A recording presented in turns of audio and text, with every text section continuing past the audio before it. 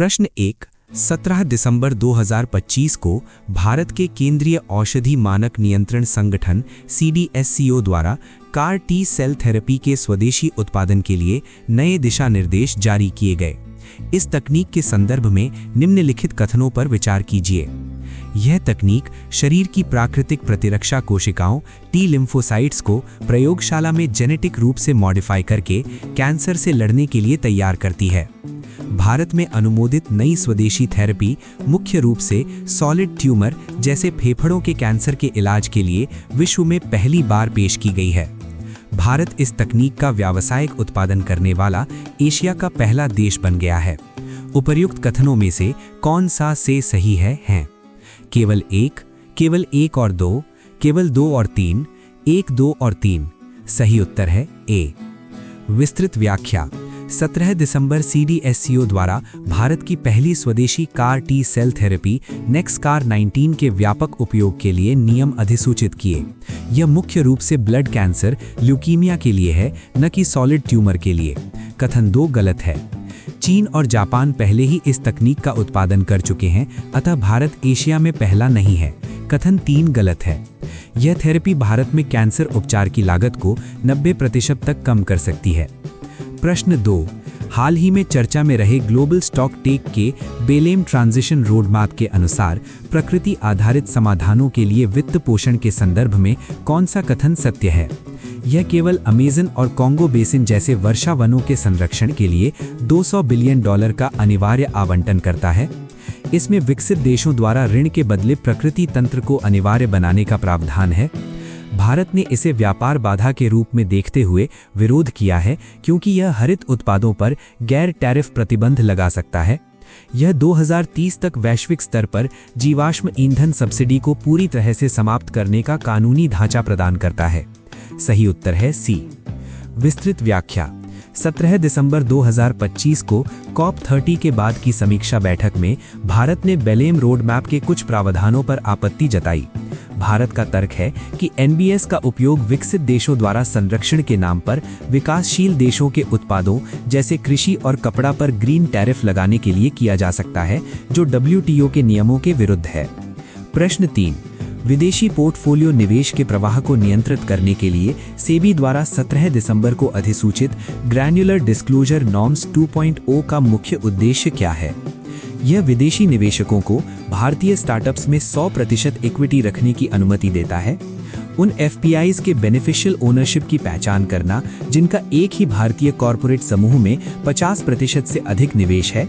केवल उन देशों के निवेश को रोकना जिनकी सीमाएं भारत के साथ लगती हैं। म्यूचुअल फंड में विदेशी निवेश की सीमा को समाप्त करना। सही उत्तर है बी। विस्तृत व्याख्या। बाजार की स्थिरता और पारदर्शिता के लिए सेबी ने नियमों को और सख्त किया है। नए मानदंडों के अनुसार यदि किसी FPI का निवेश किसी एक समूह में केंद्रित है तो उन्हें अपने अंतिम व्यक्तिगत स्वामित्व एंड बेनिफिशियरी का खुलासा करना होगा, ताकि शेल कंपनियों के माध्यम से होने वाले हेरफेर को रोका जा सके। प्रश्न 4। 17 दिसंबर 2025 को भारतीय नौसेना में शामिल किए गए INS मोरमुगांव के उन्नत वर्जन में प्रयुक्त सॉफ्ट किल तकनीक का प्राथमिक कार्य क्या है? परमाणु मिसाइलों को अंतरिक्ष में ही नष्ट कर देना, इलेक्ट्रॉनिक जैमिंग के माध्यम से दुश्मन की मिसाइलों के मार्गदर्शन गाइडेंस को भ्रमित करना, लेजर बीम का उपयोग करके दुश्मन के रडार को जला देना, पानी के भीतर टॉर्पीडो के हमले को रोकने के लिए ध्वनि तरंगों का उपयोग करना। सही उत्तर है बी। विस्तृत व्याख्या। भारतीय नौसेना ने अपने विध्वंसक पोतों की सुरक्षा के लिए नई इलेक्ट्रॉनिक वॉरफेयर स्वीट का अनावरण किया है। सॉफ्ट किल तकनीक दुश्मन की आने वाली मिसाइलों के कम्युनिकेशन और रडार सिग्नल को बाधित कर उन्हें लक्ष्य से भटका देती है, जबकि हार्ड किल तकनीक उन्हें भौतिक रूप से नष्ट करती है। प्रश्न 5। हाल ही में नीति आयोग द्वारा जारी स्टेट प्रोग्रेस इंडेक्स 2025 में किस राज्य ने निर्यात तैयारी और नवाचार दोनों श्रेणियों में शीर्ष स्थान प्राप्त किया है? गुजरात, तमिलनाडु, कर्नाटक, महाराष्ट्र। सही उत्तर है बी। विस्तृत व्याख्या। 17 दिसंबर को जारी रिपोर्ट के अनुसार तमिलनाडु ने इलेक्ट्रॉनिक निर्यात में भारी वृद्धि और ऑटोमोबाइल क्षेत्र में नवाचार के कारण कर्नाटक और महाराष्ट्र को पीछे छोड़ दिया है।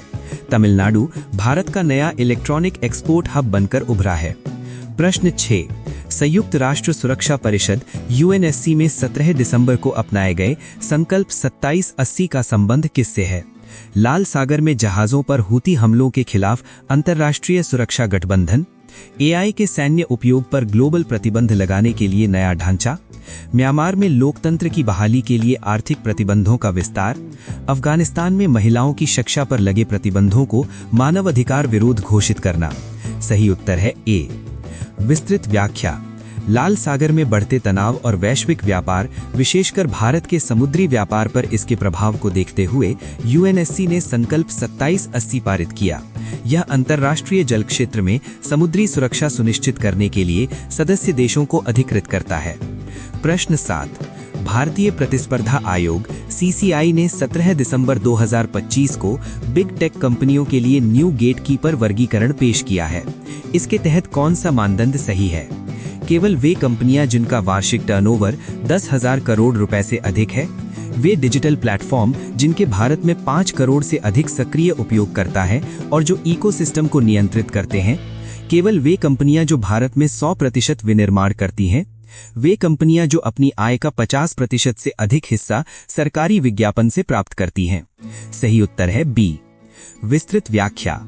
डिजिटल प्रतिस्पर्धा विधेयक के कार्यान्वयन के क्रम में सीसीआई ने सिस्टमैटिकली सिग्निफिकेंट डिजिटल एंटरप्राइजेस की पहचान के लिए मानदंड जारी किए हैं।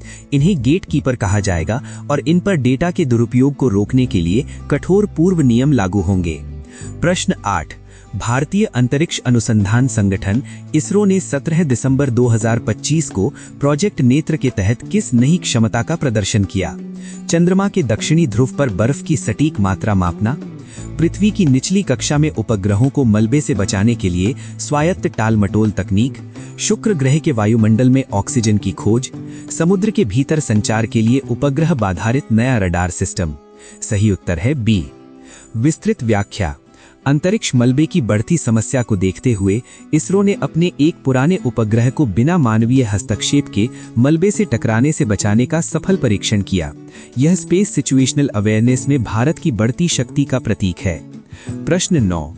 विदेशी अंशदान विनियमन अधिनियम FCRA के तहत हाल ही में रद्द किए गए कई एनजीओ के लाइसेंसों के संदर्भ में धार्मिक रूपांतरण के लिए विदेशी धन को रोकने के लिए गृह मंत्रालय ने कौन सा नया डिजिटल टूल लॉन्च किया है? FCRA प्रहरी, सार्थक, सुरक्षित धन, सत्यनिष्ठा। सही उत्तर है ए। विस्तृत व्याख्या। गृह मंत्रालय ने 17 दिसंबर को FCRA प्रहरी पोर्टल लॉन्च किया, जो AI का उपयोग करके विदेशी धन के वास्तविक समय में निगरानी करेगा और संदिग्ध ट्रांजैक्शंस को तुरंत फ्लैग करेगा। प्रश्न 10। विश्व आर्थिक मंच की 17 दिसंबर 2025 को जारी फ्यूचर ऑफ जॉब्स रिपोर्ट के अनुसार भारत में अगले 5 वर्षों में किस कौशल की मांग में सबसे तीव्र वृद्धि दर्ज होने का अनुमान है? पारंपरिक विनिर्माण कौशल, AI एथिक्स और सस्टेनेबिलिटी गवर्नेंस, डेटा एंट्री और प्रशासनिक मैनेजमेंट, केवल हार्डवेयर इंजीनियरिंग। सही उत्तर है बी। विस्तृत व्याख्या। रिपोर्ट के अनुसार भारत में जेनरेटिव AI के प्रसार के साथ AI को नैतिक रूप से प्रबंधित करने और कंपनियों को कार्बन न्यूट्रल बनाने के लिए विशेषज्ञों की मांग 45% प्रति वर्ष की दर से बढ़ेगी। प्रश्न 11। हाल ही में समाचारों में रहा मिशन उत्कर्ष का दूसरा चरण किस समूह पर विशेष ध्यान केंद्रित करता है? सीमावर्ती क्षेत्रों में सड़क निर्माण में लगे मजदूर, 5 राज्यों के 1000 जिलों में एनीमिया से पीड़ित किशोरियां, वे किसान जो केवल प्राकृतिक खेती अपनाना चाहते हैं, पूर्वोत्तर भारत के वे छात्र जो सिविल सेवा की तैयारी कर रहे हैं। सही उत्तर है बी।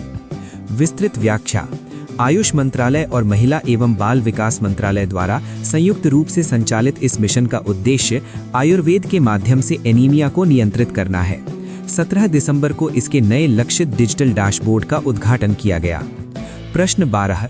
ग्लोबल टेररिज्म इंडेक्स 2025 की ताज़ा रिपोर्ट में हाइब्रिड टेररिज्म के संदर्भ में भारत के किस क्षेत्र को सबसे संवेदनशील बताया गया है?